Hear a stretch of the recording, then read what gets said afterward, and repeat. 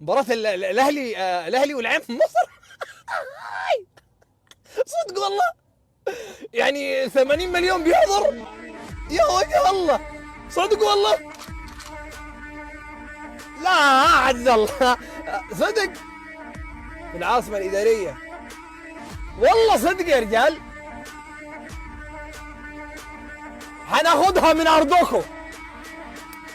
بعرف لعيبة العين، أعرف عيالنا، أنا منهم في تقريبا اتخض وجاب ورا، فبعد ما اتخض افتكر ان هو اتخض في الفيديو ورجع تاني وقف على حيله وقال لك انا هنكسب ومش هنكسب. ضد الهلال والله يا إن لعب في الهلال، لعب في الرياض، إن لعب مباراة أحسن من اللي كانت هنا في العين.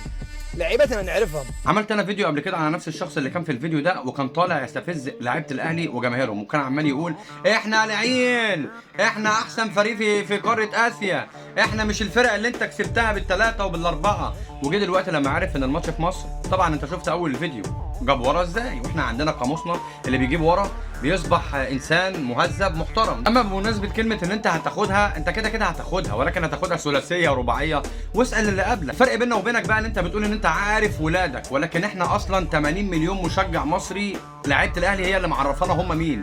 ده غير ان اصلا الماتش ده انت مش هتبقى عارف لعيبه الاهلي، انت هتبقى عارف لعيبه الاهلي اكتر من لعيبه الاهلي، لانك هتقعد سنين بعد كده كل ما تسمع اسم شخص من اللي كانوا في الماتش من لعيبه الاهلي هتندم ان انت عملت الفيديو واستفزيت نادي الاهلي.